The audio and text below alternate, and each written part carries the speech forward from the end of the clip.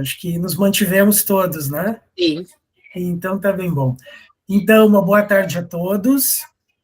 Em primeiro lugar, nós agradecemos profundamente a presença e a disponibilidade da professora Silvia, pró-reitora de Inovação e Tecnologia da Informação da Universidade Federal do Rio Grande, e estar aqui conosco essa tarde, compartilhando o seu conhecimento.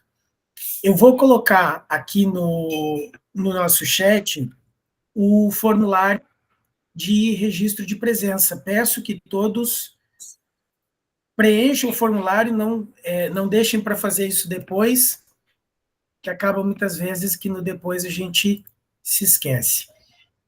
Então, professora, sem mais delongas, deixamos com você a palavra. Obrigada, Roger. Deixa eu só testar se está saindo o meu áudio. Let me show you. Está saindo, está ótimo. Where can I find a gift for my wife before I have to... Saiu o áudio da apresentação? Sim, saiu. Sim, Eu achei que era uma invasão, mas é o áudio mesmo. Tá, então é só para verificar se está certo. Então, vamos lá para o início. Fazia tempo que eu não fazia uma apresentação online.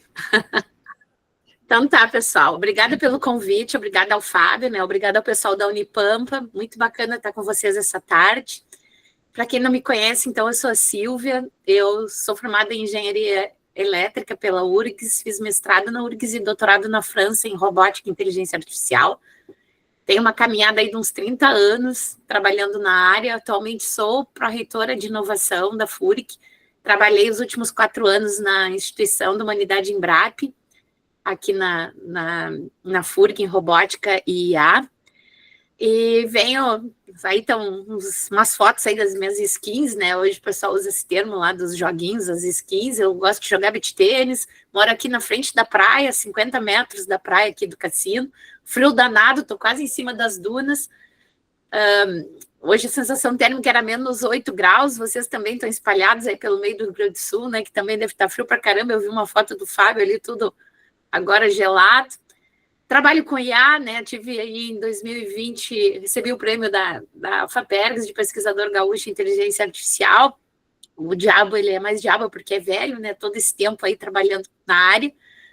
E hoje a ideia dessa apresentação, então, é trazer algumas provocações aqui para vocês, né, falar um pouco sobre essa nossa sociedade 5.0, com foco nas novas tecnologias disruptivas, a inteligência artificial, a IA generativa, os agentes também, os novos agentes IA, através de agentes, a IA física, né, e a sua presença no mundo físico e no mundo real, e como isso vai se tornar, aonde nós vamos chegar com isso.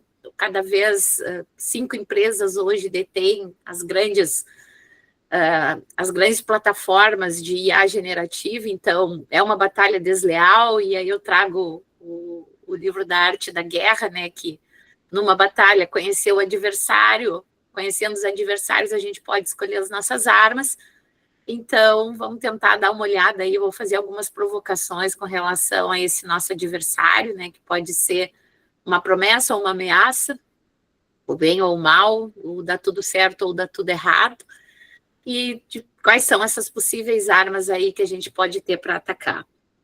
Então, aqui, a sociedade, né, a humanidade, ao longo de toda a sua história, ela é balizada por engenhos que o homem desenvolveu, então a gente começa lá pela primeira etapa, onde o ser humano usava flechas, e aí a gente tem a existência dele com a natureza, ele caçando e tendo a sua subsistência através da caça. Depois vem o arado, que é um engenho também, e temos aí a agricultura, temos as máquinas, a máquina a vapor, depois os computadores, e aí a gente chega numa sociedade 5.0, a sociedade da informação, aonde a gente pode ter um panorama de diferentes tecnologias, né? Começa lá pela internet, né, 3G, 4G, 5G, e já temos 6G, os sensores que estão capturando uma grande quantidade de informação, e aí a gente entra na internet das coisas, e essa grande quantidade de informação me leva para um mundo de Big Data, E a inteligência artificial é esse grande arcabouço aí que agrega essas e outras tecnologias que são disruptivas, onde a disrupção significa que a sociedade ela muda, os modelos de negócio mudam a partir dessas tecnologias. Por exemplo, hoje a gente tem uma logística urbana completamente diferente pós a entrada do Uber, né, e dos aplicativos aí que pegam então tecnologias de internet, de IoT, de IA, de Big Data, e hoje a gente faz deslocamento aí a partir de um dispositivo móvel indo de qualquer lugar para qualquer lugar. Então, essas tecnologias disruptivas, eu trago esse grande guarda-chuva, né, que a gente está chamando aí de inteligência artificial como grande guarda-chuva que agrega, então, essas diferentes tecnologias que nos levam a essa sociedade 5.0.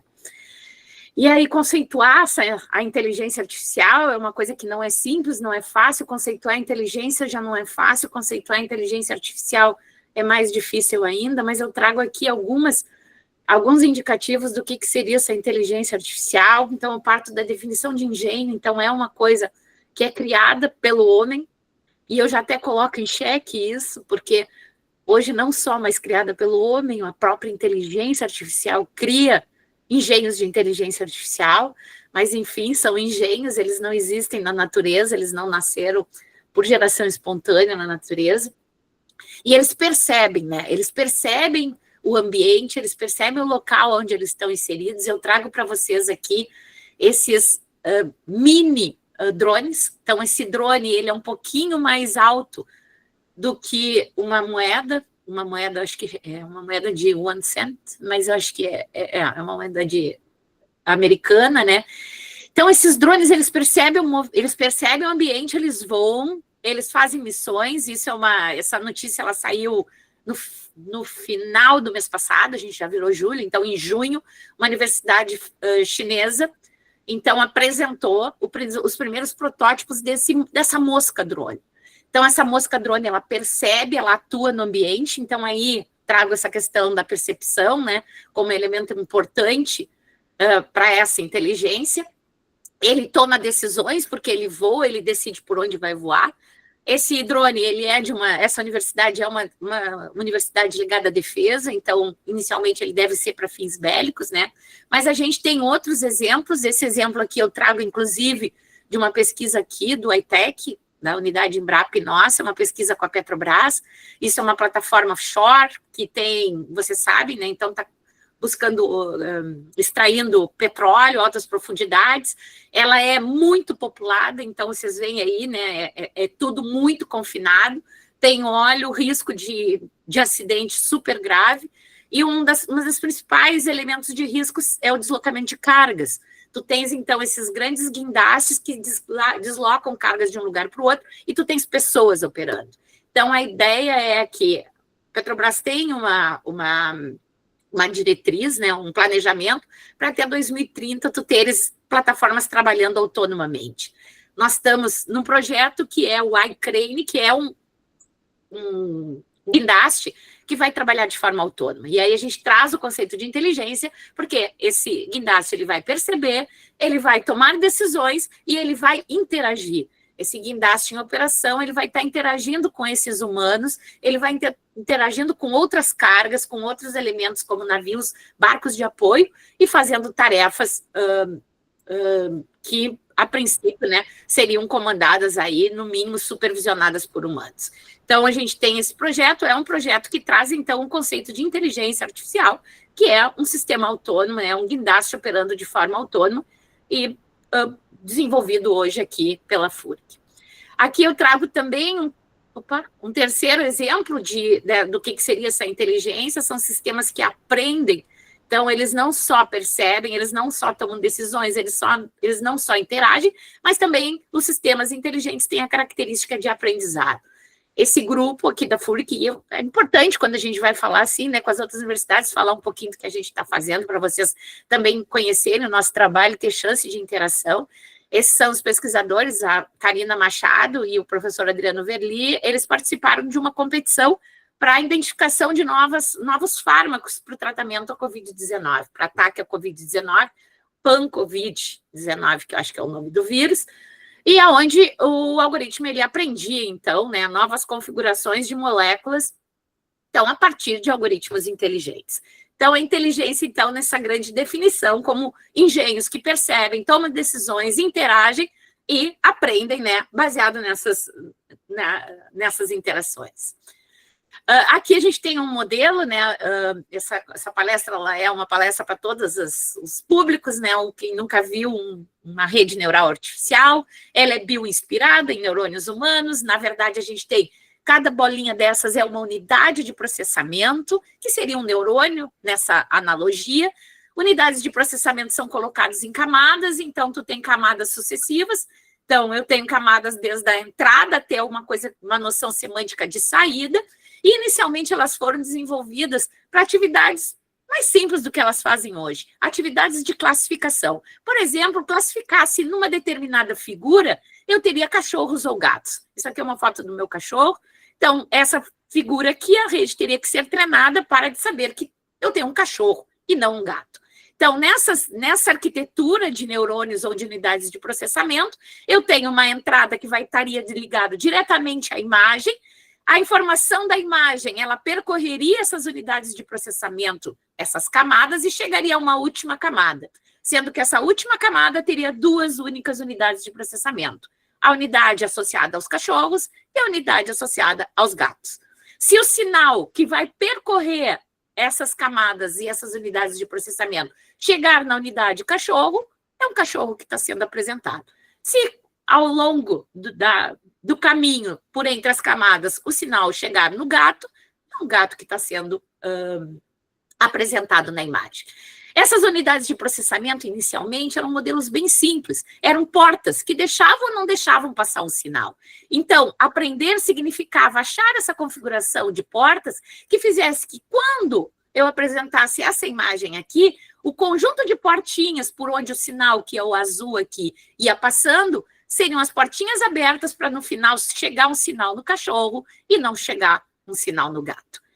A minha imagem, ela seria representada por um conjunto de sinais, que poderia ser uma parte escura da imagem, teria um sinal baixinho, por exemplo, 0, e uma parte mais clara, com uma cor mais clara, teria um sinal mais alto, por exemplo, um valor 1 ou um valor 256, que são valores bem conhecidos em computação. Essa imagem é apresentada, a camada primeira da rede, as portinhas vão abrir e fechar, vai passar para a segunda camada o que tiver de portinha aberta, e assim sucessivamente até chegar à última camada.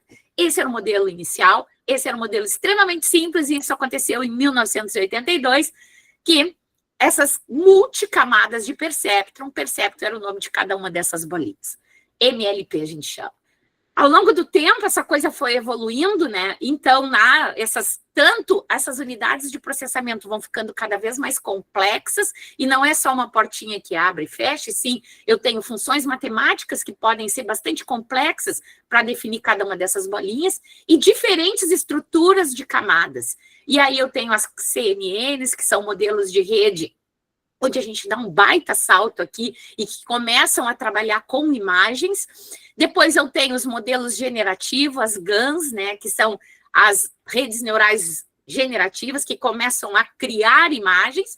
E aí eu tenho modelos que evoluem lá por 2017 para tratar linguagem natural, para tratar evoluem das imagens para o tratamento de linguagem natural, para o tratamento de texto. Aí eu tenho os grandes saltos, né? Exemplos são os algoritmos de attention, de transformers, e eu chego nas LLMs, que hoje são a base dos conhecidos GPTs, do Gemini, do Claude, e de todos esses sistemas inteligentes hoje que está todo mundo falando. Nesses últimos 2 anos, essa evolução chega nos agentes, e esses agentes, além de responderem, e aí eu entro num GPT e eu faço uma pergunta para eles planejam e eles me dão planos a serem executados. E eu chego finalmente, né, no que hoje talvez seja o grande estado da arte, que é Physical AI, ou a inteligência artificial física, onde eu saio de um mundo digital e começo a trazer todas essa capacidade de inteligência para o mundo real. E aí eu chego na Physical AI, que é esse momento que nós estamos vivendo da inteligência artificial. Então, começa lá no início pela classificação, aí começa um grande incremento a tratamento de imagens, tratamento de linguagem natural, chego nos agentes e aí na inteligência artificial física. Então, eu passo de responder questões à criação de coisas e, finalmente, a capacidade de planejar e agir. Nesse caminho, então, a gente encontra aí, né, a IA generativa, que é talvez um dos elementos mais importantes, que a IA, além de responder se é gatos ou cachorros, ela começa a poder criar imagens de gatos e cachorros, e dessa forma ela consegue responder diferentes tipos de coisas. Se vocês forem olhar hoje, o WhatsApp de vocês tem lá uma IA embutida, onde vocês podem fazer perguntas e ele vai responder a vocês essas perguntas realizadas. Eu trago para vocês, né, alguns exemplos, vocês já devem ter visto isso, a performance desses sistemas, há respostas. Hoje a gente tem a resposta de um chat GPT em torno de 700 a 850 pontos TRI para questões de física, matemática, não sei bem, me esqueci o nome agora que eles usam, e de 800 a 980 em redação. Então, assim, ó, realmente a capacidade de resposta hoje dessas IAs, elas são realmente muito, muito altas e de uma forma super interessante. Elas não são treinadas para fazer o Enem, elas não foram treinadas para poder passar na prova da OAB. Elas são caixas que foram treinadas com uma grande quantidade de palavras, com uma grande quantidade de imagens, de diferentes naturezas e conseguiram essas caixas extrair estruturas cognitivas próprias às linguagens, nas diferentes linguagens das quais foram treinadas. Quando a gente chega e diz que um chinês, por exemplo, o chinês ele parece ser diferente da gente, porque inclusive a linguagem dele é diferente. As estruturas cognitivas para falar o mandarim são diferentes das estruturas cognitivas para falar o português. Essas diferentes estruturas cognitivas foram aprendidas por essas estruturas que hoje compõem as LLMs do tipo ChatGPT. E nos dão essas respostas genéricas, né, sem um tratamento específico, porque a generalização foi dada na estrutura cognitiva. Evoluindo, né, a gente tem, então, hoje os agentes. O que são os agentes? Os agentes, além de nos responderem, eles nos sugerem. Eu dei um print, eu usei o Canva para fazer essa apresentação. Hoje, na esquerda, embaixo do Canva, eu tenho esse símbolo, que é o Magic Studio. O que ele é? Ele é um auxiliar de IA que me ajuda.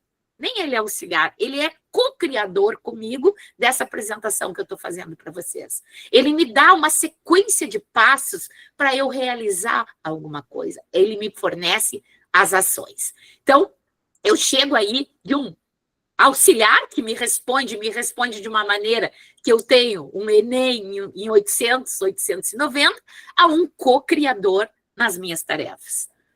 Nessa situação, né, como é que fica o trabalho dentro de uma sociedade com esses grandes auxiliares, uma sociedade com esses grandes criadores ou co-criadores junto conosco? O Silvio Meira, né, é um professor lá da Universidade Federal de Pernambuco, é um filósofo brasileiro, né, na área de TI, um filósofo atual, contemporâneo brasileiro. Ele traz essa questão, como que vão ficar, né, os sobreviventes da IA, como que vai ficar, como que a gente pode capacitar, como que a gente pode aprimorar os profissionais nessa nova era.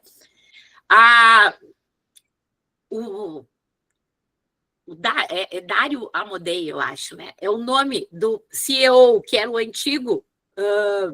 um dos fundadores da OpenAI, que sai da OpenAI e cria a Anthropic, ele coloca aqui 50%, nos próximos 5 anos, 50% dos empregos básicos serão substituídos. Então, são questões muito importantes. E como que a gente fica frente a essas questões? Alguns estudos apontam que a coisa talvez não seja tão negativa. Existe o contraponto. Empregos vão ser substituídos pela IA, mas outros empregos vão surgir. Eu trago para vocês esse estudo da UF, Walk the Street, é uma associação que faz estudos de mercado de trabalho, ela coloca que pode em torno de 92 milhões de empregos serem substituídos por IA, mas abre-se, em contrapartida, 170 milhões de novos postos com novas competências. Então, essa é a questão. Coisas antigas, então, novos papéis vão aparecer, novas situações, o que se fazia antes vai se continuar fazendo dessa forma, e o que pode aparecer de novo? Quais vão ser as novas possibilidades? Dentro desse contexto, hoje, para a gente trabalhar, como eu comentei e falei lá no início da apresentação, hoje nós temos 10 empresas que são as detentoras desses sistemas que todos nós estamos trabalhando. São dezenas de milhares de GPUs necessárias para treinar um modelo desses. Nem universidades americanas nem chinesas hoje têm potencial computacional para treinar um modelo num nível que hoje uma Meta, uma OpenAI, uma Amazon treina um modelo de LLM. É uma luta desleal. Por quê? Porque o uso disso está associado a custo. Eu trago para vocês, esse é um orçamento recente, né? E vocês já devem estar pagando, eu pago, estou uns R$200 para o OpenAI, para o GPT, pago mais R$150 para o Read AI, para fazer as atas e organizar o custo disso. E como ficamos nós, né? Que na fila do pão estamos muito atrás das universidades americanas, das universidades chinesas. Então, vamos tentar olhar o nosso oponente e ver onde é que existem as possibilidades. Esse é um exemplo, né, de uma pergunta a ser feita pelo ChatGPT. Então, imagina um time de basquete, tem as camisetas estão sujas, as camisetas foram lavadas e a gente bota as camisetas a secar. As 5 camisetas do time de basquete demoram 5 horas para secar ao sol. Vamos perguntar ao ChatGPT quanto tempo demoraria para secar 10 camisetas. O dobro de camisetas. Ele faz uma continha, mostra a conta e diz que levaria o dobro do tempo. Ou seja, as 10 camisetas, se 5 levaria 5 horas, 10 camisetas demoraria 10 horas. Ora, bolas. Não é. Por quê? Porque depende do tempo da camiseta. Se tiver 1000 camisetas, vão demorar 5 horas, porque é o tempo que demora uma camiseta para secar. Esse senso comum, que eu não precisaria nem fazer conta, é uma coisa que não é simples de se obter. Não é uma expressão matemática, é coisas que tu vê da vida, é coisas que tu experimenta. O senso comum não é tão comum assim. Essa é uma frase lá de Voltaire. O que a gente pode tirar dessa parada? Quando a gente diz que trabalha com dezenas de milhares de GPU para treinar um modelo desses, é que a gente trabalha com trilhões de palavras, com bilhões de imagens. Uma rede dessas, ela vê esse quantitativo de informação para me dar uma resposta.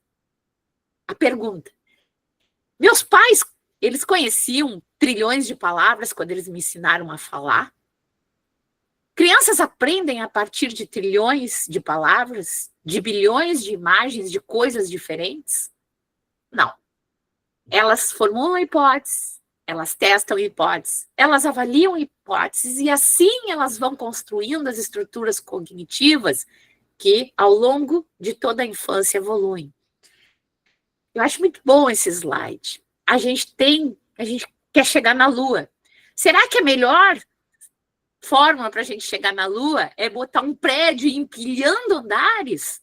Ou seja, apresentar trilhões de palavras para uma IA dessas?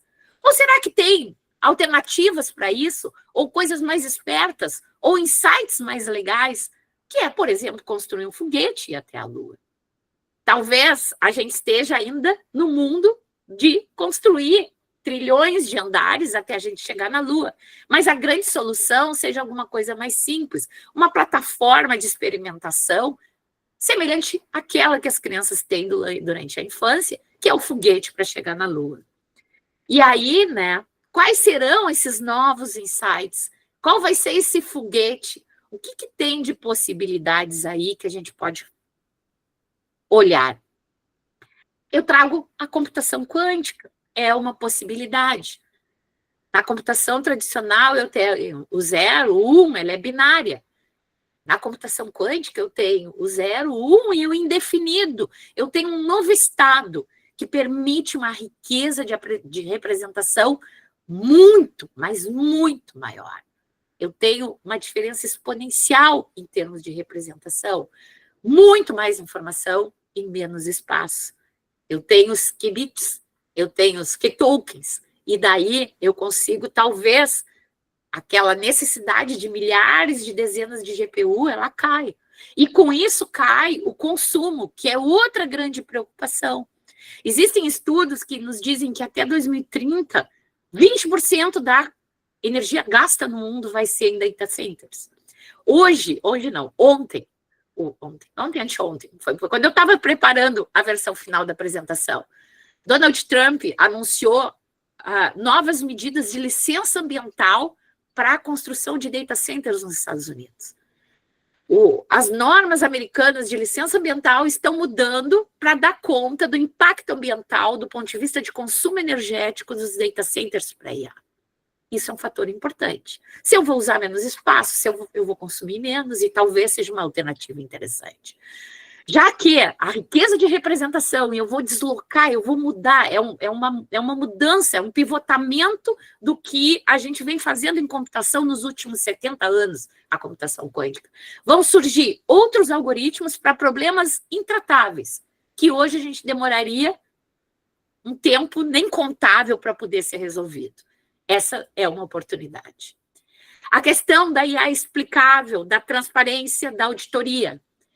Essas IAs, elas trabalham em cima de dados que são apresentados, e ela vai consumindo esses dados, vai consumindo páginas e páginas e páginas da Wikipedia. Mas se eu perguntar, no carro autônomo da Tesla, se tiver que atropelar ou um carrinho de nenê ou uma velhinha, qual é a decisão tomada por esse carro a priori? Qual é a diretriz dele? Explicitamente, esse conhecimento ele não pode ser obtido nessas estruturas de rede. É como se eu tentasse abrir o cérebro humano e saber se uma pessoa sabe calcular a raiz cúbica olhando para a estrutura do cérebro. Mesmo se eu tiver uma tomografia, os disparos neuronais não me permitem eu descobrir se ela sabe fazer uma raiz cúbica ou não.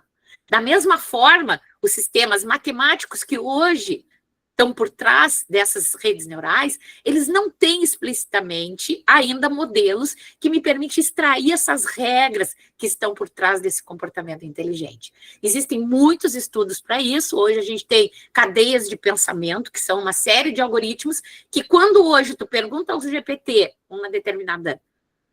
faz uma determinada pergunta, ele pode te explicar como que ele chegou àquela conclusão, coisa que há 3 anos atrás a gente não tinha. Já são algoritmos nessa linha da IA explicável.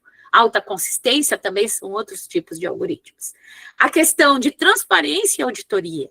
Como auditar esses sistemas? As questões de ética. Hoje, em 2024, a União Europeia criou uma série de normativas relacionadas à IA, que deveriam ser adotadas até 2027. As principais empresas de IA hoje do mundo estão pedindo para que esse tempo seja maior, mas esses movimentos, eles são movimentos importantes. A Unesco, tem hoje o grupo International Network of AI Safety Institutes, que são uma rede de grandes institutos de pesquisa do mundo todo, que hoje também estão trabalhando essa questão de normatização, né, de até onde vai, o que precisa ser protegido, o que pode ser um freio em termos de uso da IA e seu impacto na sociedade. No Paris Summit de 2025, que foi uma grande conferência envolvendo mais de 100 países, uma série de acordos multilaterais foram estabelecidos entre diferentes nações com foco na questão de auditoria, transparência e limites da IA. Esse é um elemento importante. A questão da humanização e virtualidade. Então, essa cena, né, de tu chegares num bar e tá todo mundo na frente do celular, a tela entre 2 pessoas, a tela na frente de uma criança. Então, esse é outro desafio que está... Ok. É outro desafio que está posto, né? E aí, novos modelos de interação, onde a tela desapareça, onde a tela fique imperceptível, a tela fique invisível. Trago o exemplo do óculos da Ray-Ban, né, que você já deve ter visto, é um óculos cheio de recursos, ele filma, ele pode ver algumas coisas, ele é vestível. Esse outro exemplo aqui, ele foi desenvolvido, esse rapaz aqui na esquerda, ele foi um dos criadores do modelo do iPhone 3, que foi a primeira concepção revolucionária do iPhone. Hoje ele tem essa startup que criou esse... Let me show you. Podia. Where can I find a gift for my wife before I have to leave tomorrow? Esse tipo de dispositivo, ele sai da minha mão, ele vai para o meu corpo, ele inclusive estava na roupa, isso aqui é o Paris Fashion Week do ano passado, as modelos da Copernic, que é um desses alta costura francesa, desfilaram já com eles na lapela. Então, é uma nova modalidade. É a questão da humanização, sai a tela da negociação da pessoa contra a pessoa, aquilo está no teu corpo, ele está capturando, ele vai entrar quando tu deixar, ele te ajuda, ele te faz tradução em tempo real. E isso, inclusive, já é uma startup, já tem protótipos, né? Já, inclusive, em termos de Paris Fashion Week. Outra diferença disso aqui que eu trago para vocês é tu já teres nesses novos dispositivos, o sistema operacional ele já é IA, ele já é baseado em IA. Tu não tens aí um Windows, um Linux e depois tu bota teus aplicativos em IA. A camada de sistema operacional ela já é uma camada com inteligência e cognição e a partir daí os aplicativos vão conversar. Então, já são novidades que vão ser trazidas estão sendo trazidas em termos de dispositivos. Então, armas nossas, o que podemos falar? A democratização, né, é um elemento importante. Então, a quantidade de ferramentas de fácil acesso, hoje, então, a gente tem um influencer na Rocinha, que tem 3 milhões de seguidores e tu consegue ver como é que a Rocinha é por dentro. Tu tens qualquer pessoa fazendo qualquer conteúdo a qualquer momento. Tu tens os grandes influenciadores, tipo o Mr. Beast, que por estar usando mais de 200 traduções, ele é hoje o maior influenciador do mundo por utilizar o recurso de tradução automática, que também está dentro desse grande guarda-chuva da IA.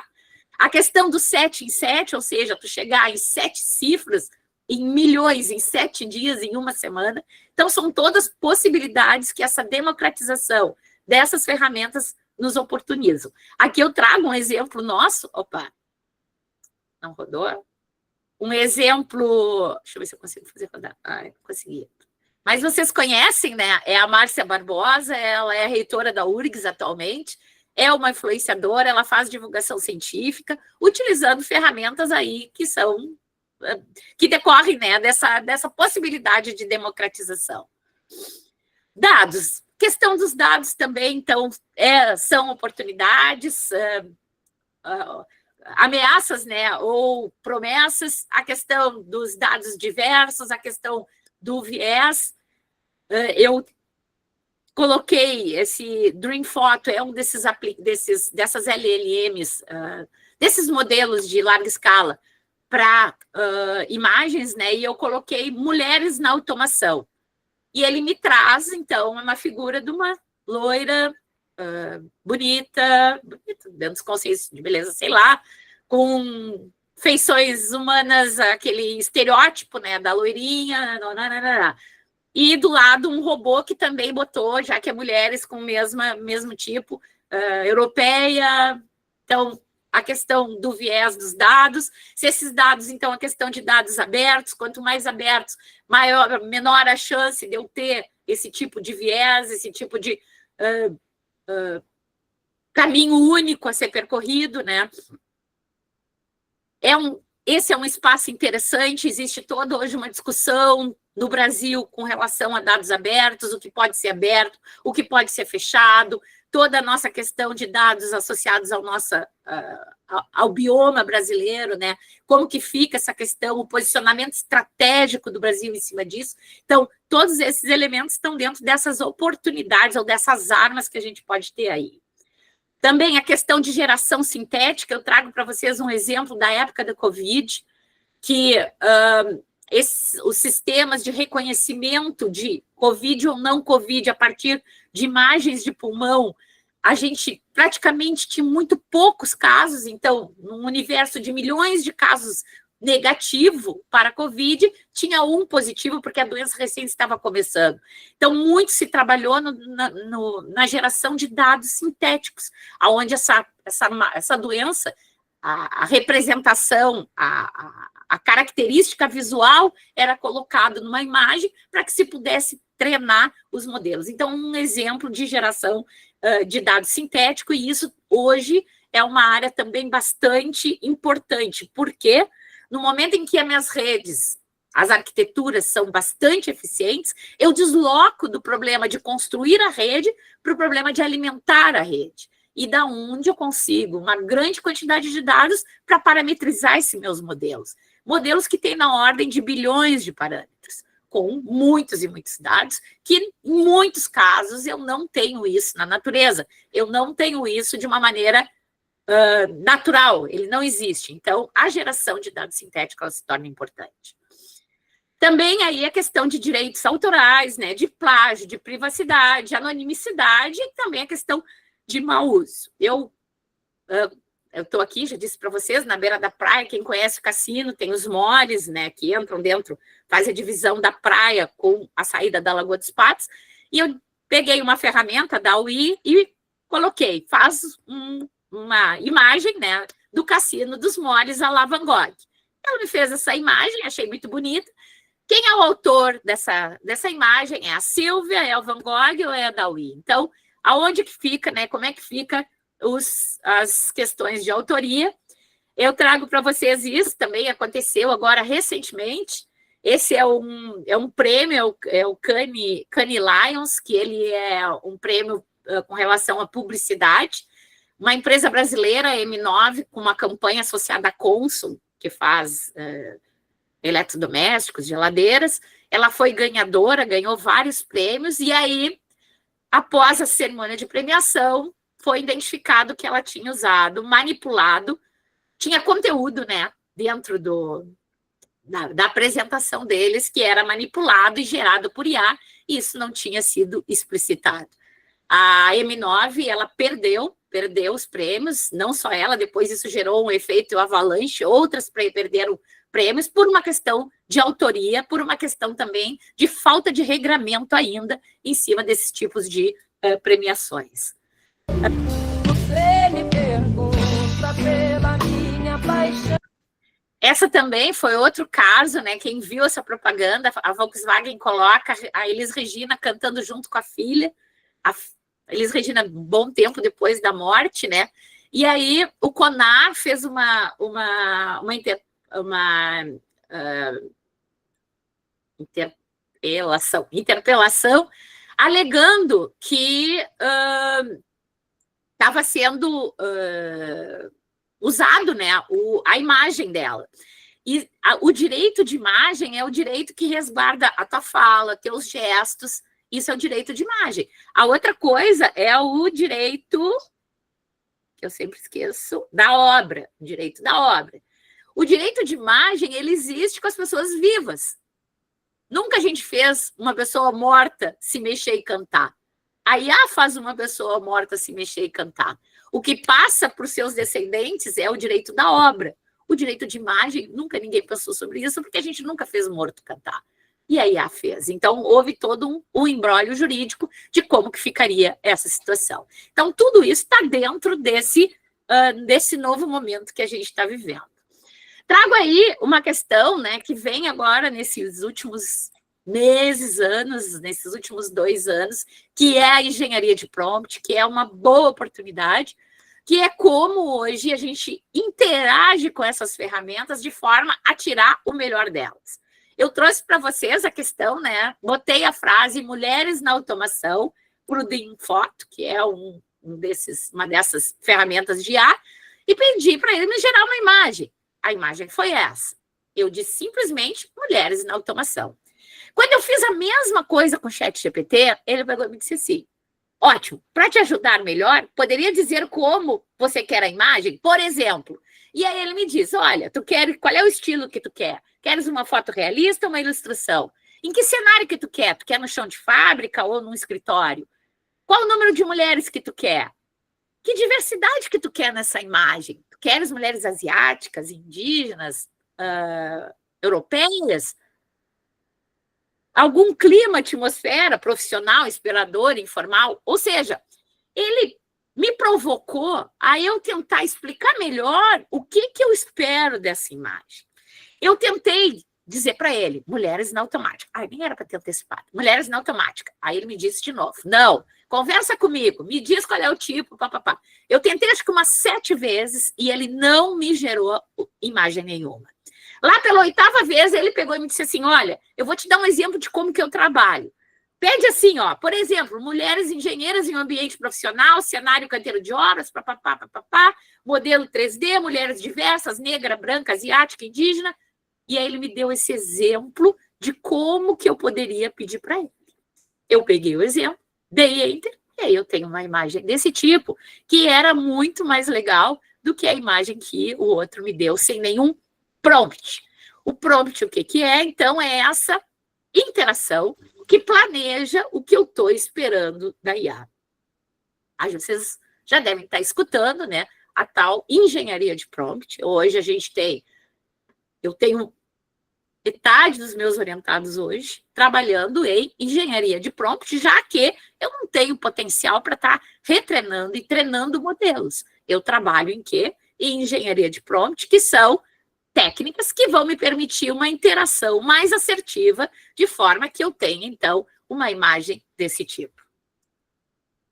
Chegamos, então, né, meus orientados trabalhando em técnicas de engenharia de prompt, a formação. O que a gente pode estar trabalhando, nós como formadores, nós como professores, nós dentro de um ambiente universitário. A gente hoje no Brasil ainda não tem nenhuma normatização do MEC com relação específica à inteligência artificial.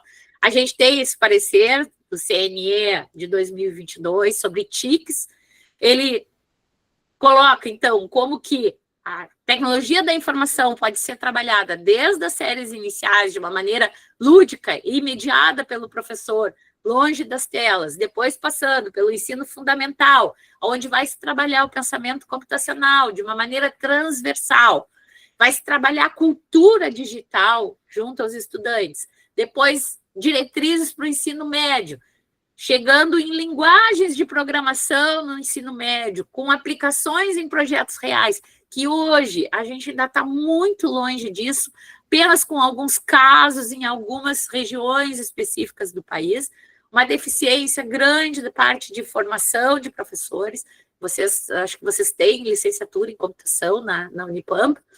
Então, é um elemento extremamente importante, né? A TIC, nesse momento, a inteligência artificial, né, como esse grande guarda-chuva aí que compreende esse grande quantitativo de técnicas, e no ensino superior, né, apropriar todas essas ferramentas em projetos de sistemas e utilizando essas ferramentas no seu cocriar da sua profissão em todas as áreas do conhecimento. E aí, né, o que a gente traz de possibilidades, a questão da tutoria. Quem conhece o Benjamin Bloom, que é um pesquisador da década de 50, onde ele faz um estudo que diz que todo estudante, quando ele tem um tutor, ele pode dar um salto de 2 níveis no seu desempenho. Ou seja, um estudante que é um estudante nível C, com um processo de tutoria, ele passa a ser um estudante nível A. A educação na Inglaterra, ela é muito balizada pelos processos de tutoria. Então, tu tens os tutores associados aos estudantes, de forma que todos os estudantes consigam dar esse salto de 2 níveis. A tutoria é cara, porque eu preciso de tutores que conheçam, que individualmente tratem cada um desses estudantes. Eu posso usar essas LLMs para serem esses tutores customizados para cada um desses estudantes, de forma que eu consiga dar um salto de 2 níveis nesse meu estudante, tendo uma LLM que conhece, que acompanha esse estudante ao longo de toda a sua trajetória. Essa pode ser uma maneira, talvez seja a maneira, para a gente contribua, né, para a nossa tratamento, as nossas altas taxas de evasão e retenção dos nossos estudantes. Também a questão do fomento à criatividade, ao engajamento, no momento em que tu está trabalhando um determinado assunto e que tu dá uma ferramenta dessas que permite a criação do estudante, ele se sente o criador da obra, né? Estamos estudando Van Gogh, vamos fazer o Van Gogh da minha janela aqui, né? Dos moles aqui da Praia do Cassino. Isso, eu tenho estudantes engajados e que são com outro nível de motivação à disciplina. A geração de objetos de aprendizado customizados, então isso está linkado com o tutor, eu vou ter objetos de aprendizado que vão ser customizados e vão sendo gerados correntemente, né? À medida que o curso vai evoluindo, e a turma, as diferentes turmas, diferentes tipos de objetos de aprendizado, as questões de avaliação, então, como que fica hoje as questões de avaliação, a gente sabendo que o estudante, ele tem uma possibilidade de consultar. Eu trabalho com computação já há 2 anos, 2 para 3 anos, eu não peço mais um relatório de código, eu peço a interação do estudante com a ferramenta. Então, eu não quero mais o código que faz lá uma ordenação de elementos num vetor. Eu peço que ele me dê o print da interação dele com a ferramenta de IA que ele usou para fazer o programa. Então, como que ficam essas novas possibilidades de avaliação, né? Como que fica esse novo momento do processo de ensino-aprendizagem? Hoje, por exemplo, a UFMG ela já tem um grupo, um setor que trabalha, que estuda, que posiciona a universidade frente à inteligência artificial. Nós estamos aqui na FURG criando um grupo que vai analisar qual é o impacto da inteligência artificial nos diferentes processos de ensino-aprendizagem hoje que tem na universidade. Não sei como é que está hoje a questão junto com vocês aí no Unipampa. Então, isso está acontecendo em todos os lugares pelo mundo. E, finalmente, a questão multilínguas, né, que é outro elemento importante. Eu acho que isso vai ser, para nós, Brasil, um país de dimensões continentais, onde ainda não são a barreira da língua ainda é importante para os nossos estudantes, é uma coisa que deve estar caindo aí nos próximos anos, a barreira de língua. Vocês viram ali o vestível, o iPhonezinho novo do cara já está ali, um fonezinho Bluetooth, pronto, a gente está comunicando com o cara que está falando em mandarim, o cara que está falando isso e assim por diante. Só para quem ficou com o telefone.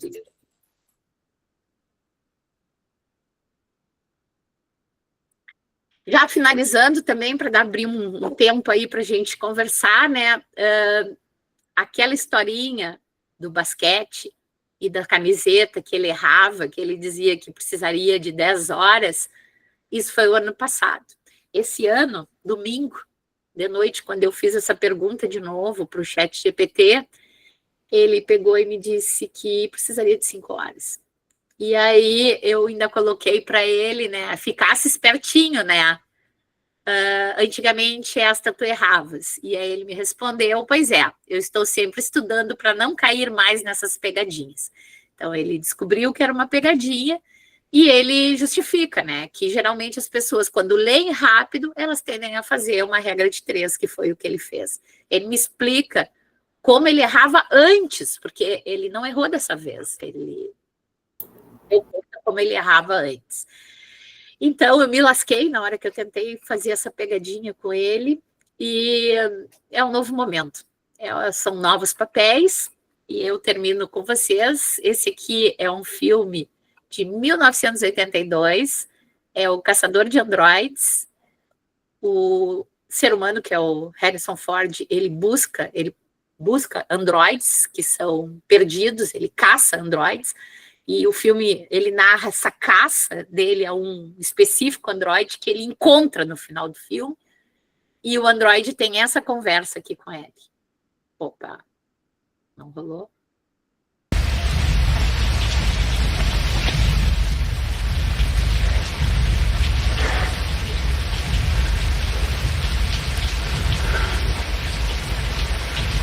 I've seen things you people wouldn't believe. Attack ships on fire off the shoulder of Orion. I watched sea beams glitter in the dark near the 10-house gate.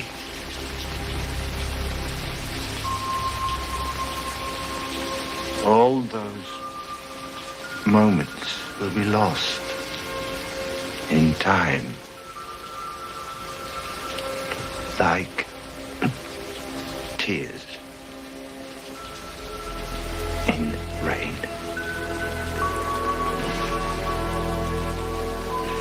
Time to die.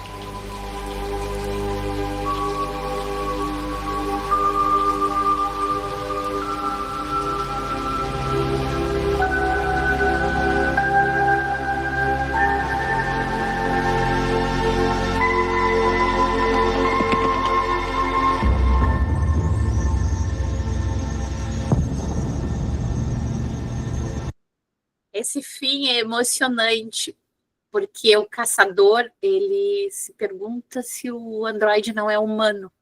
E as pessoas que assistem o filme se perguntam se o caçador não é androide. Ou seja, o papel, quem é quem é humano, quem é androide, quem é IA, quem é artificial, quem não é, coautoria, e por aí vai. Tá? Obrigada, pessoal. É isso.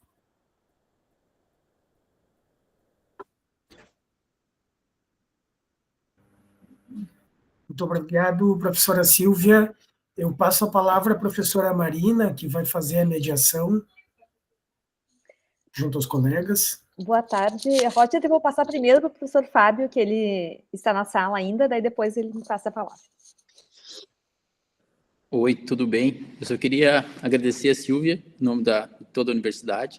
Eu já tinha assistido 2 apresentações da Silvia, uma na FURG e outra no Fórum de Pró-Reitores de Pesquisa. A gente trabalhou 1 ano com essa temática e ela vai sempre atualizando a palestra e é muito boa, muito dinâmica. Obrigado, Silvia. Parabéns pelo trabalho aí e a gente agradece aí a contribuição. Eu te falei, a gente queria fazer presencial, mas ainda não deu, mas aqui no tempo a gente consegue fazer uma outra atividade presencial. Agora a professora Marina, né, que é a nossa coordenadora de pesquisa e pós-graduação, vai fazer a mediação. Obrigadão, Silvia. Então, boa tarde a todos e todas. Eu peço que quem tiver perguntas, que coloque no chat, e aí eu vou lendo e passando para a professora Silvia para a gente fazer algumas trocas. Ou pode ser também, Valesca, tu queres perguntar, Valesca, e depois professora Valesca, professora Rui, acho que pode fazer também na forma de áudio, sem problemas. Professora Valesca? Obrigada, então, professora, pela fala provocativa, né? Eu queria perguntar, assim, em termos de questões com pessoas que não são da área, né, que não têm toda essa trajetória, muitas vezes nós enfrentamos algumas resistências, assim, de lidar com essas questões, até no grupo docente mesmo, né, que muita gente ainda é bastante contra, né, e a gente escuta alguns colegas dizendo que proíbem os seus alunos de usar, né, como se fosse possível a gente proibir o aluno de usar alguma coisa. Então, que estratégias, né, tu acha que a universidade, os cursos, né, as formações, enfim, se é uma questão de formação também, né, porque existe muita questão ideológica nessas questões, né, que não tem a ver só com formação, tem a ver com a perspectiva ideológica. Então, como é que a gente pode lidar com isso para que os cursos realmente possam preparar melhor as pessoas e não simplesmente, tipo assim, se existe esse problema, vamos ignorar esse problema. A forma de ignorar é proibir. Então, queria te escutar sobre isso. Realmente, assim, é um desafio, né? A gente tem uma questão, eu não sei se ideológica, talvez seja a palavra, mas ela não é original. Outras vezes isso aconteceu. Vou citar um exemplo. A gente, da área de exatas, teve o esquema da calculadora. Quando apareceu a calculadora, o pessoal, mas isso aí vai fazer com que as pessoas não pensem, o fato de não fazer mais as contas vai atrofiar determinadas partes do cérebro.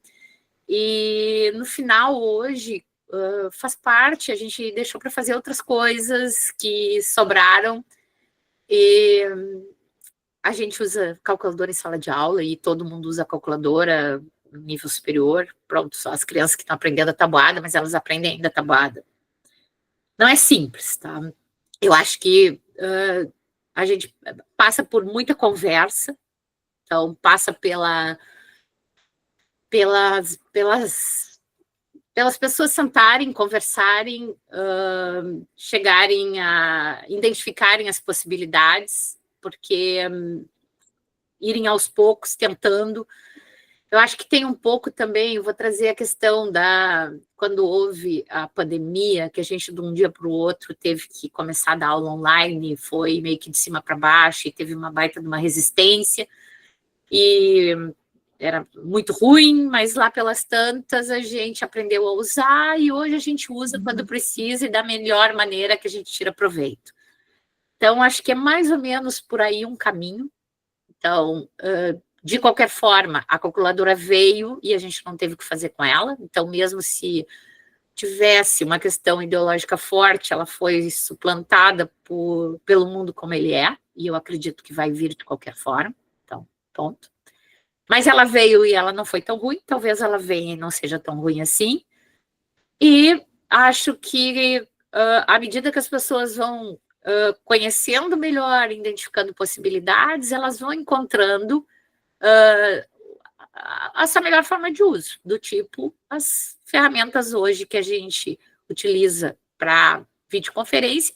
A gente faz defesas de mestrado por videoconferência e está muito legal, mas a gente parou de dar 100% de aula online.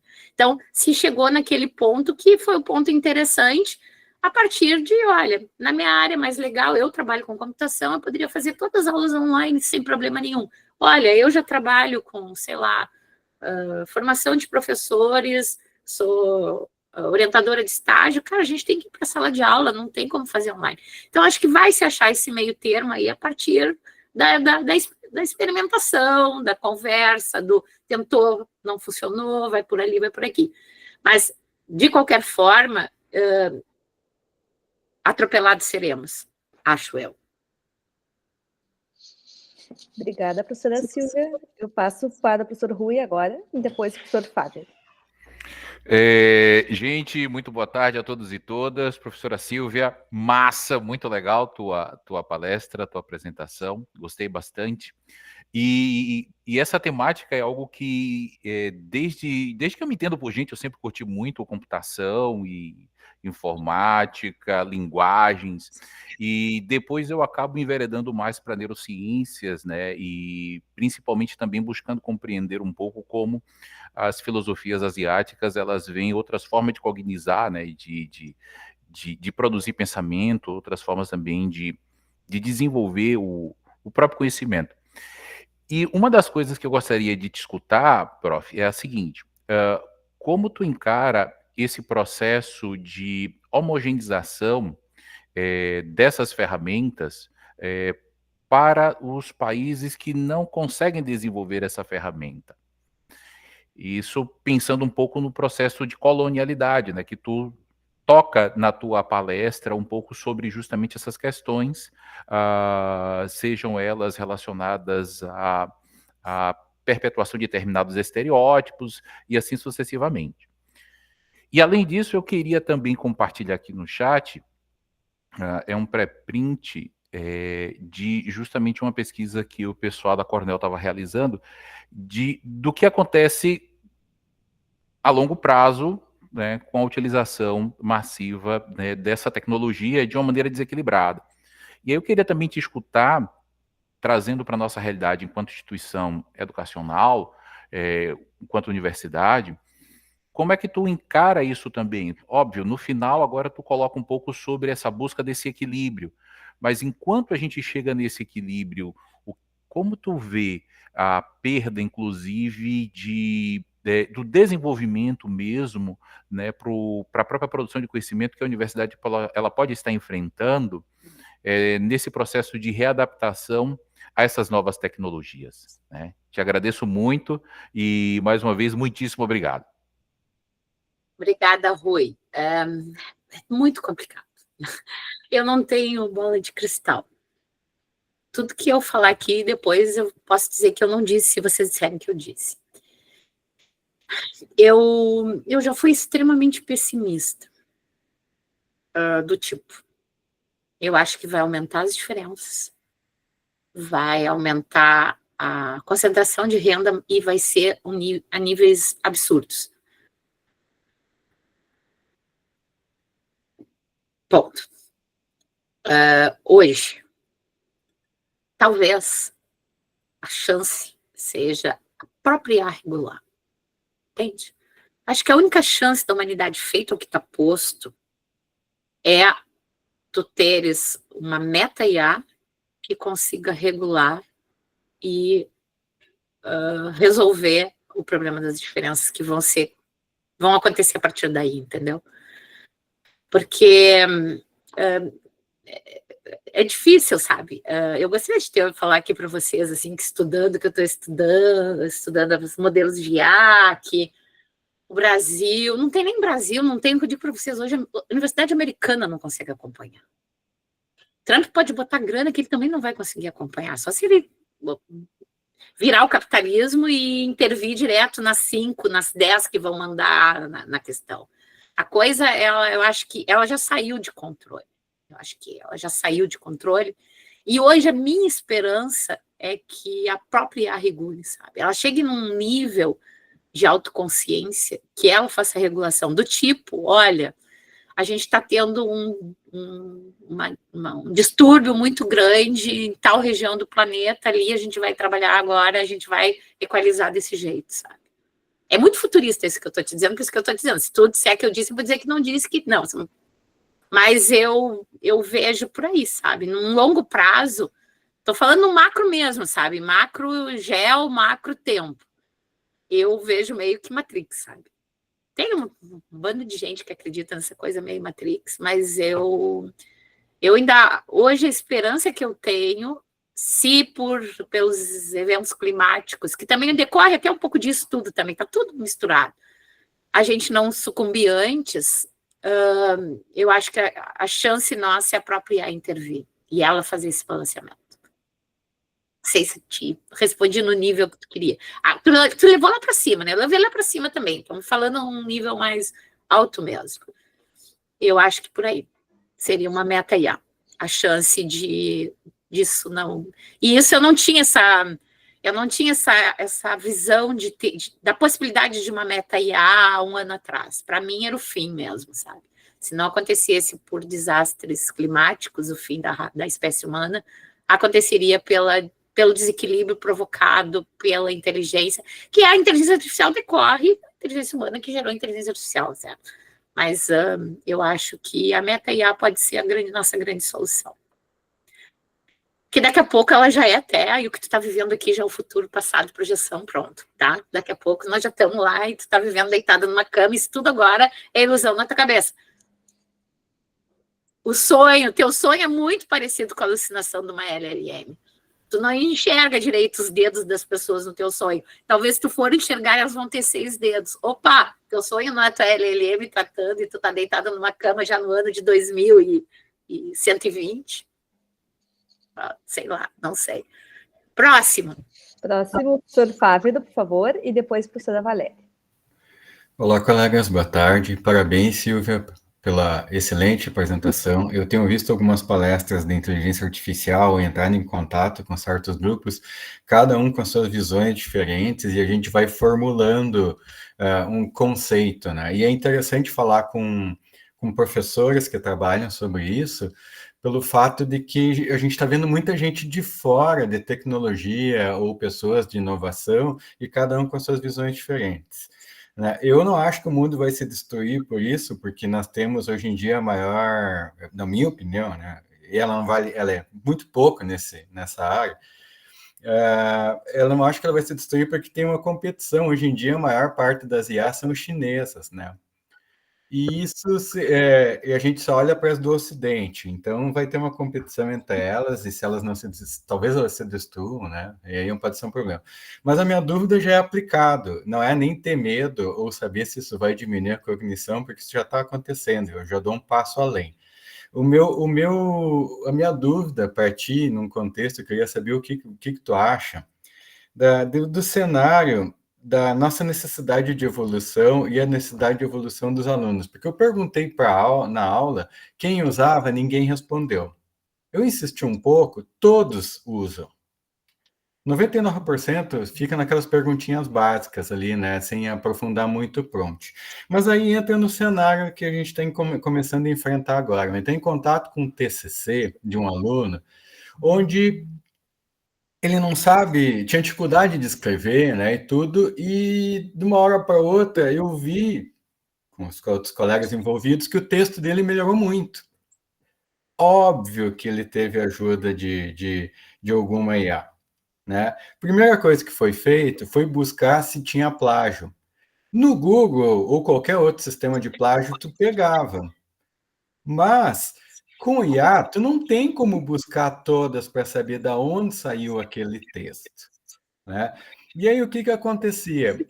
Isso é o conhecimento do aluno que a gente tem contato. Mas nós, como avaliadores de TCC, de teses, de dissertações, de textos, projetos, não vamos ter essa possibilidade de avaliar de todos os alunos na qual a gente tem contato.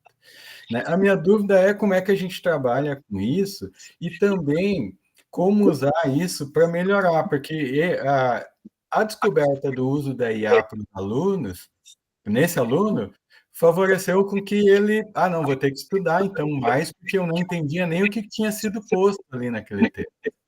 Como é que você acha? Eu acho que isso é uma evolução, porque ele teve que estudar mais, porque ele foi descoberto. Eu gostaria de saber o que tu pensa nisso, para onde nós, docentes, deveríamos começar a trabalhar, porque isso vai impactar teses de mestrado, tese de doutorado, dissertação, já está acontecendo. Tá? Essa é a minha dúvida. Eu posso... Desculpa, Silvia, mas é que a pergunta é muito parecida, então tu pode responder as duas juntas, pode ser? Pode, vamos lá. Então, eu dou aula na medicina, né, de antropologia médica, e aí tem um artigo, a gente redige, né, eu já venho da introdução com eles, no final do segundo semestre, então é um ano de produção de um artigo, né, a partir dos conceitos ali da antropologia médica, com o trabalho de campo. E aí eles me perguntavam, então, se podia ser revisão bibliográfica, eu disse que não, que tinha que ter gente de carne e osso, né, que a revisão bibliográfica a IA fazia. E fazia muito bem, inclusive, ela faz muito bem. Né? Então, isso foi no outro semestre. Nesse semestre, na primeira aula, quando eu expliquei todo o processo da disciplina, eu abri a IA no notebook, né? Eu disse assim, agora é o seguinte, vamos pegar aqui, vocês já escolheram os temas, semestre passado, vocês sabem os interesses de vocês, vamos ver no que ela nos ajuda. Né? Então, eu abri o ChatGPT, que é simplesinha, e comecei a conversar com ela, né? A bater papo. Eu disse, se vocês só procurarem que nem Google, não vai ter nada. Mas vamos ver o que ela sabe disso, vamos ver o que ela sabe daria. Nossa, que bom pontapé que ela deu. Então, agora a gente já sabe mais ou menos por onde ir. Então, vamos pegar os caras que ela citou. Daí, mas ela não citou ninguém, ela tirou da cachola, né? Tirou lá da onde... Só a professora Silvia, vocês da área que sabem. Mas ela vasculha por tudo. Deve ser, olha, gente, isso aqui veio do Facebook... Isso aqui veio do Instagram, isso veio da Wikipedia. Esses caras aqui, que a gente sabe um pouquinho sobre o assunto, então dá para usar, tu não sabe nada, tu tá refém. Mas esses aqui eu sei que são os caras que estão nessa área. Legal, vamos ver o que os melhores textos que ela diz, então, para a gente começar. Ô, querida, para minha mulher, tá? Quem que tu acha que a gente tem que ler primeiro? Os mais importantes de antropologia do corpo sobre menstruação feminina, né? Aí ela foi lá e trouxe as referências, ela inventou todas. Daí eu disse assim, bah, será? Daí eu disse assim, ó, o que tu diz aí da Valéria Aido sobre inclusão de autistas no ensino superior, né? Que é a minha área. Ela inventou uns 6, 7 artigos com as minhas categorias de pesquisa mais usadas, agenciamento, inclusão, mas ela inventou o título dos meus artigos. Ela não achou, né? Isso depende se você paga, mas o ChatGPT não é. E aí veio tudo errado. Eu digo, olha aí, ó, adoraria ter escrito esse texto, esse também. Eu brinquei um pouco com isso, para eles ver, porque eu acho que é um caminho, né? Um pouco respondendo, mas também um pouco a minha pergunta, que o mais legal foi ver os alunos achando que eu era uma dinossauro, que eu nunca tinha ouvido falar em IA na minha vida. Porque eles têm essa ideia que o professor não sabe o que está acontecendo, né? Daí, o segundo passo, a gente pegou todos os primeiros textos produzidos e a gente jogou para dentro do detector, do Maiá, detectora de plágio. Né? Daí veio 70%, 50% deles. Não, mas eu escrevi. Eu digo, exatamente, eu sei, a gente escreveu junto aqui. Mas esse tipo de texto pode estar presente em algum lugar. E daí a gente pediu para ela, tu pode transformar num texto que não pareça de IA? E ela disse, eu sinto muito disso, eu não sou capaz. Só um humano pode fazer. Eu disse, como que tu sabe? E ela disse, ela me veio com uma baita numa regra que foi o mais legal. Porque nós todas, nós as IAs, temos textos padronizados, a linguagem é mecânica, ela tem uma gramática X, ela é extremamente hipercorretiva, ela é positivista, ela não tem autoria, ela não tem sentimento, impressões, reflexividade, ela não tem trabalho de campo. Então, assim, pessoas de carne e osso não têm de onde elas tirarem, elas não podem inventar, né? O empírico.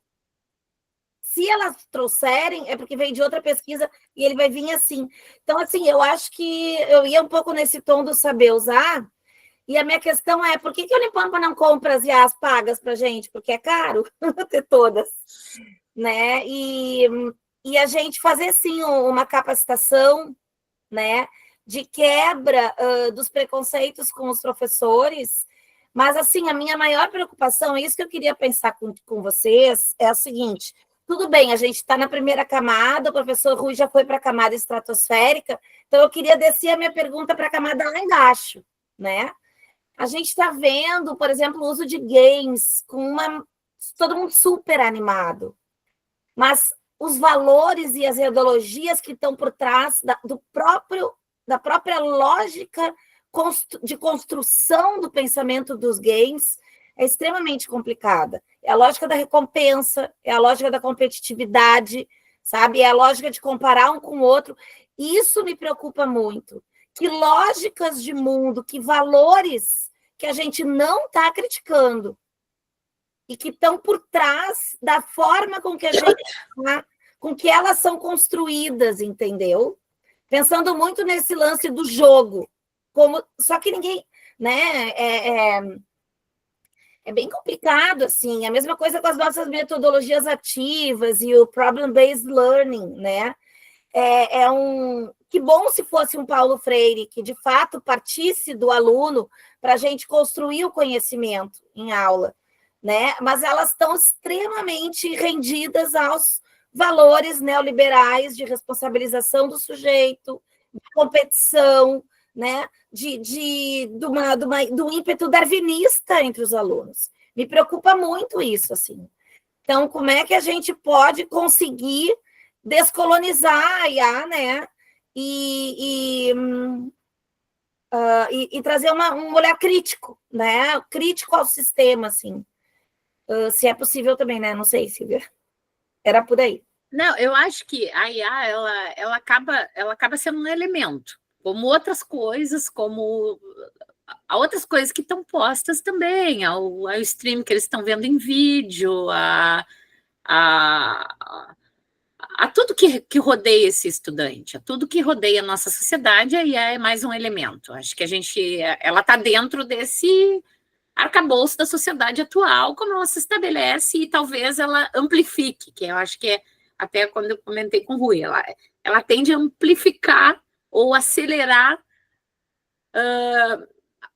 as coisas boas, mas principalmente as coisas ruins. E eu acho que isso a gente tem que estar alerta, e é o que tu coloca.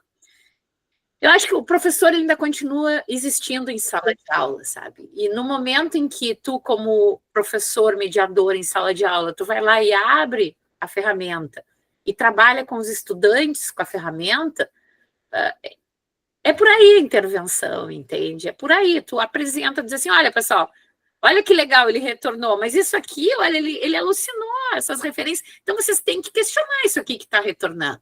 E como tu bem colocasse, retorna porque talvez a tua versão não seja paga, e os estudantes não vão ser todos que vão ter acesso à paga, e aí gera cada vez mais essa concentração, e também o ainda tempo, porque a superinteligência, né, a gente já deve estar chegando, estava para chegar em 1 ano e meio, agora era alguns meses, a gente deve estar quase chegando na superinteligência, que inclusive vai ser o carne e osso. Chega ali, mas há um custo, e esse custo talvez tu não tenha, e aí, então, estou misturando várias coisas, né? Mas o que eu trago? O professor, ele ainda é o mediador em sala de aula, ele ainda está presente ali, e ele é um elemento importante nessa parada, para fazer a mediação, não só do conteúdo estudante e ferramentas de IA. Eu acho que isso e a tua experiência, eu acho que ela mostrou, é um exemplo bem, um bom exemplo dessa possibilidade, dessa arma, né, dentro do que a gente está, da questão de conheça o oponente, escolha as armas. E nisso, é por onde também, como eu disse para vocês, faz 2 anos que o que eu penso, eu analiso a interação, sabe? Porque na nossa área da computação, é dado que a gente vai, na vida profissional, trabalhar com uma IA dessas, no mínimo como assistente. Então, eu vou trabalhar com o estudante para ele usar da melhor maneira possível o martelo que vai ser usado para construir o móvel. A IA vai ser esse martelo. Nas outras áreas, eu acho que situações como a tua, é a mediação em sala de aula, é a mediação do trabalho, estou admitindo que vai ser utilizado. Como que pode ser utilizado da melhor maneira? Apresentar as possibilidades, as armadilhas que podem acontecer, da mesma forma como a gente trata todas as outras coisas e não necessariamente só IA. Acho que é por aí, sabe? Que eu acho que, não sei, então o pessoal pode falar, tem vários aqui comentando, né? Mas é mais acho que, no mínimo, nos tranquiliza, nesse momento, pensar ela como mais uma ferramenta que a gente vai mediar e trabalhar com os estudantes para que ela seja da melhor forma utilizada, tanto em sala de aula como depois na sua vida profissional. Mas tem muita coisa aí por trás. Hoje, há quem diga que a corrida espacial ela foi substituída pela corrida da IA, e ela deslocou dos Estados Unidos, Rússia, para os Estados Unidos e China. E é nesse nível que as coisas estão sendo estruturadas todos os blocos econômicos, né? Então, quando eu digo que de uma maneira talvez romântica a gente pensar que ela é mais uma ferramenta e como que a gente media essas ferramentas, mas ela vai muito mais além disso. E também acho que a gente tem que ter essa consciência. Gerson. Silvia, só antes do Gerson... Pessoal, eu vou fechar aqui, que eu estou com uma luz ligada aqui atrás de mim, que eu acho que fica ruim. Vai falando, estou ouvindo. Eu vou ler 2 questões do chat que foram anteriores ali, depois eu passo para o Gerson, tá?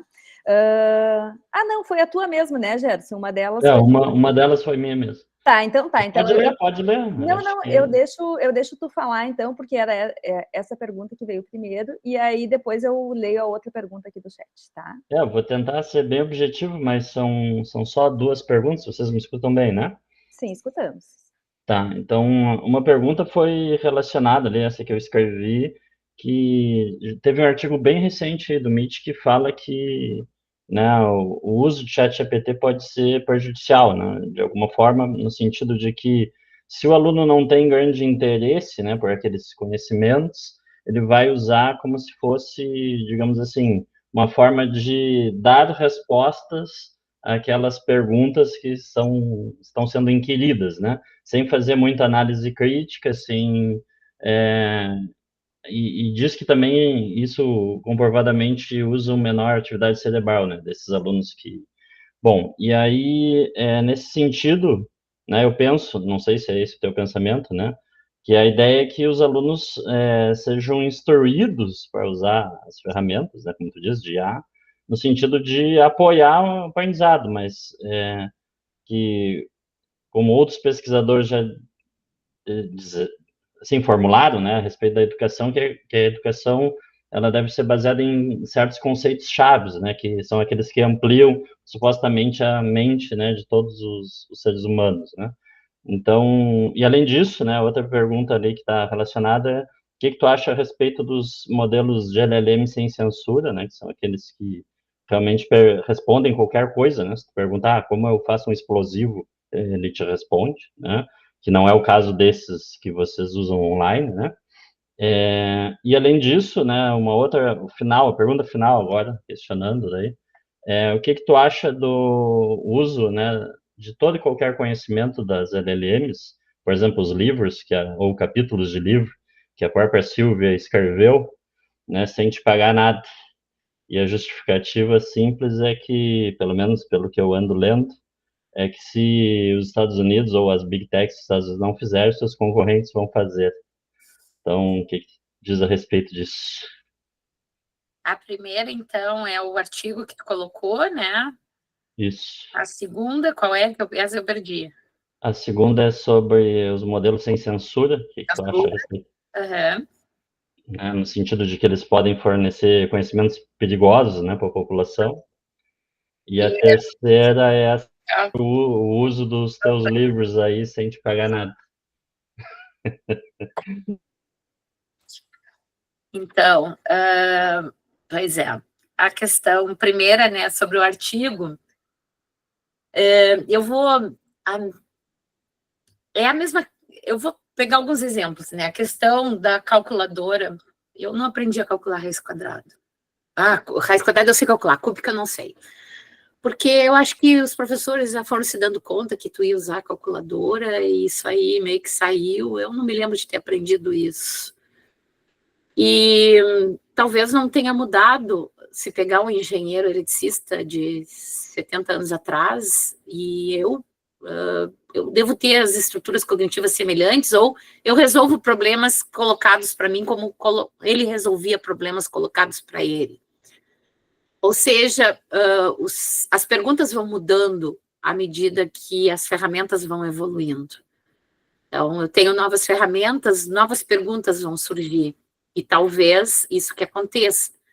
Quando eu pego hoje, eu discuto com a minha filha sobre qualquer coisa, ela se formou em computação na UFPEL, e aí, para você ter ideia de idade dela, tá?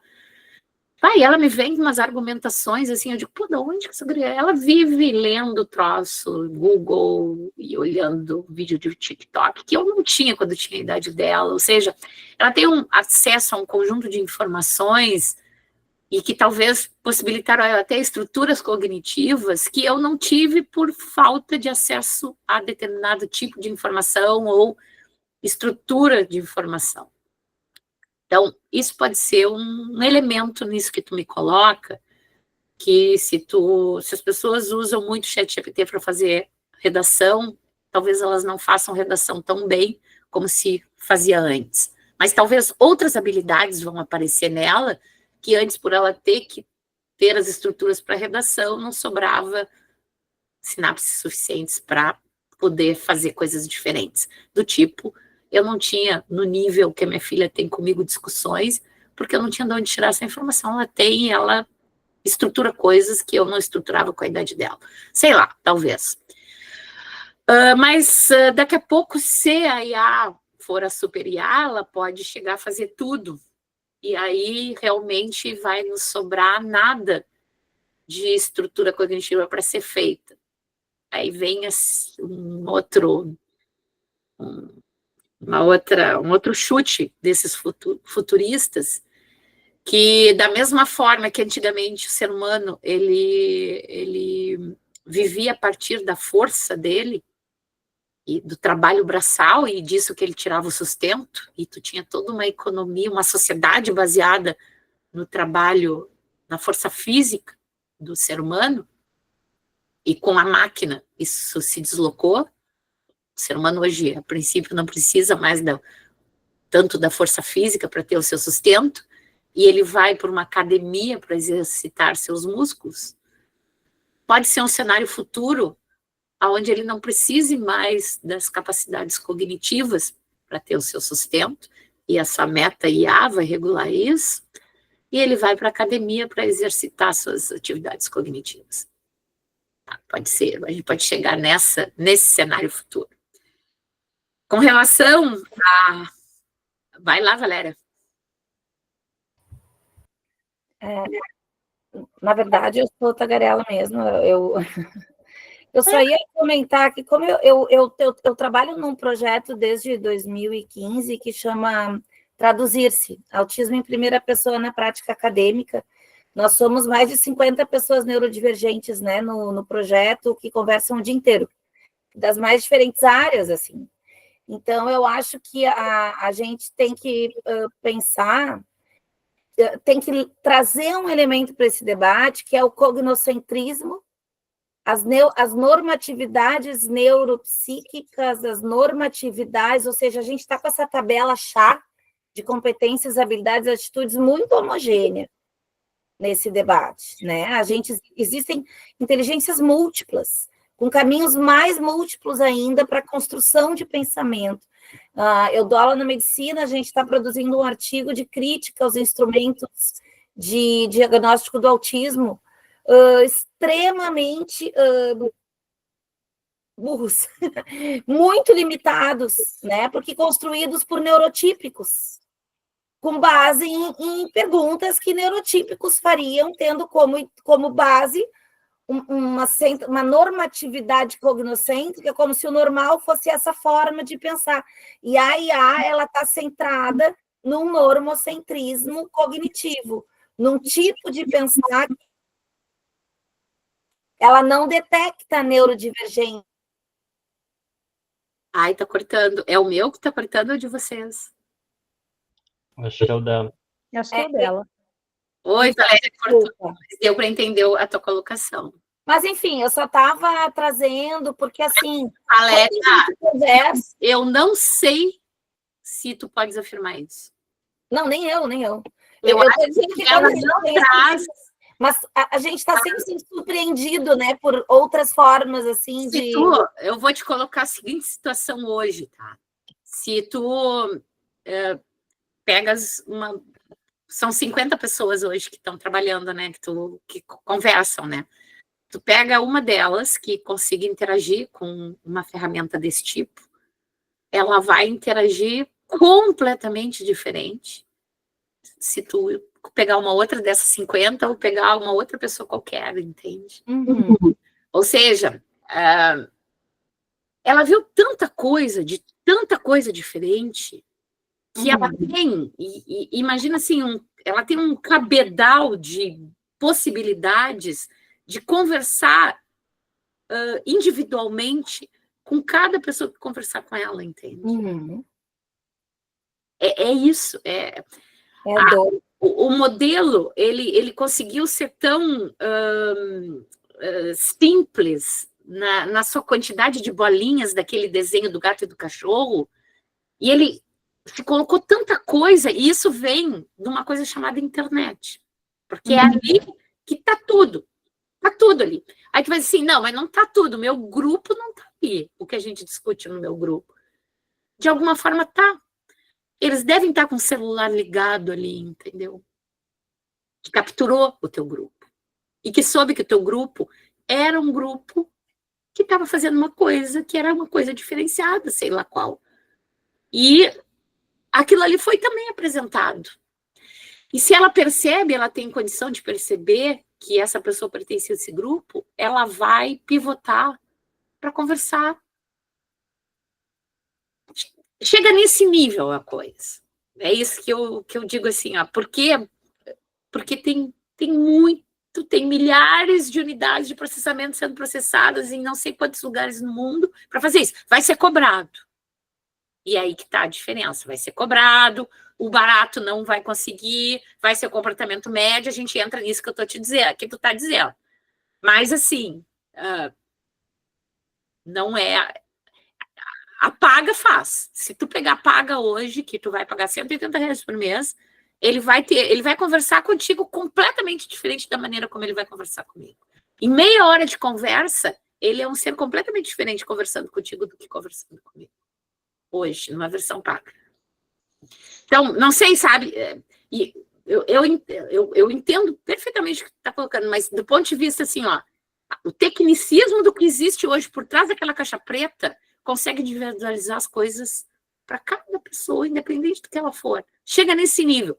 Por quê? Foram trilhões de cenários da humanidade. Do que tu está subindo de foto no teu Instagram, de que tu está subindo de áudio, porque está ligado o áudio do teu celular para transmitir, sabe?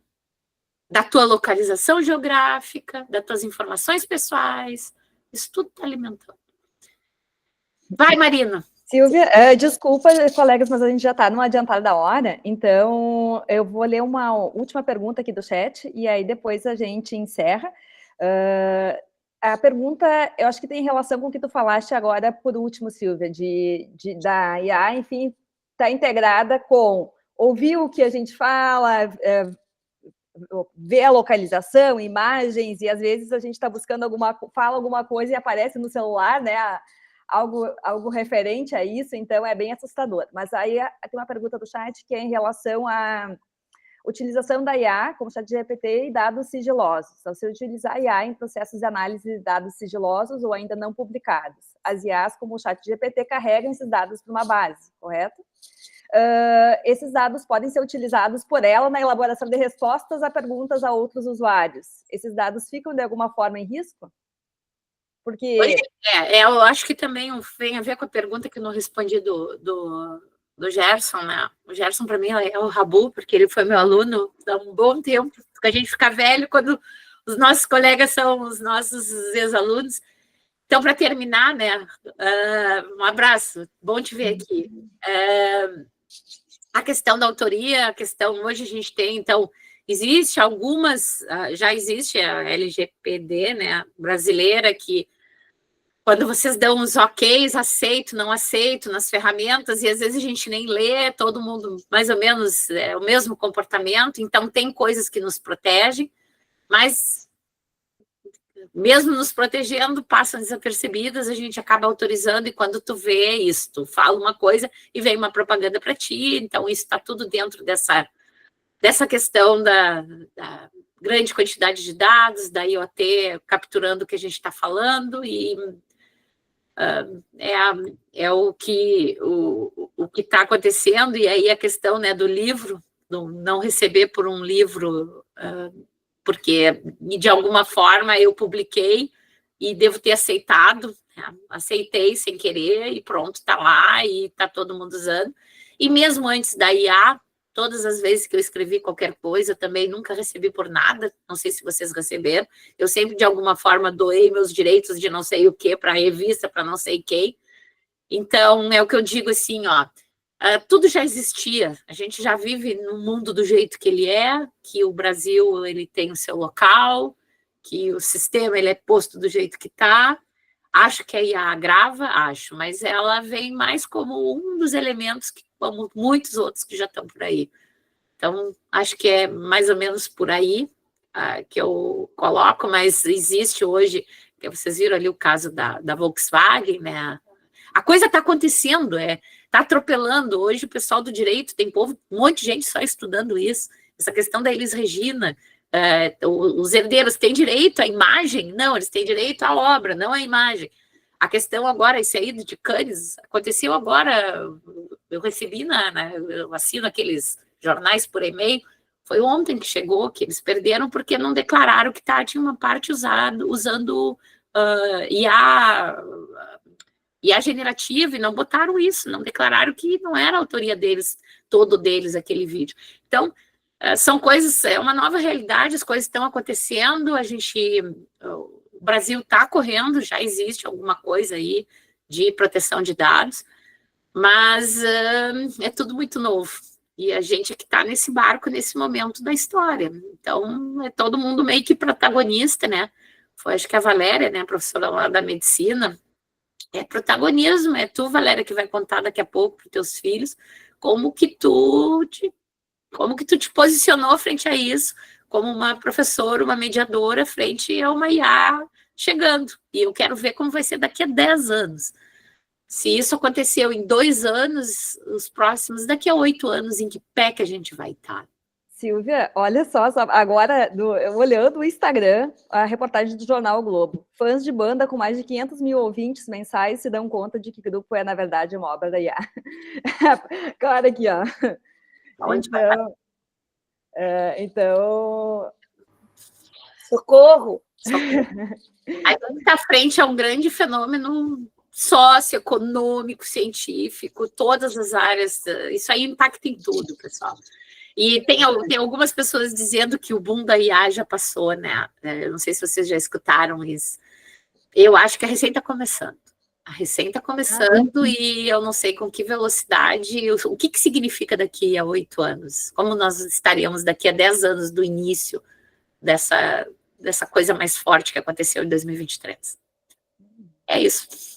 Muito obrigada, professora Silvia. Eu acho que foi uma tarde bastante proveitosa. A gente só vai encerrar realmente porque nós estamos no nosso teto, que era 1 hora, já foi quase 2, mas a gente agradece muito a tua fala, a essa conversa que a gente teve aqui. Eu acho que são reflexões bem importantes. Embora a gente não saiba para onde isso vai, eu acho que sempre é importante discutir e alternativas, né, para a gente ir sobrevivendo com ela da melhor forma possível, integrando no nosso dia a dia, né? Porque acho que a forma mais correta de se pensar é como integrar da melhor maneira possível, porque não tem como se esconder, né? Mas era isso, gente. Desejo um ótimo final de tarde para vocês. E obrigada, fiquem todos bem e um abraço a todos. E obrigada pela participação. Obrigada, pessoal. Um abraço. Estamos aí na rua, só nos chamar. Um abraço. Obrigada, professora. Obrigada, tchau, tchau.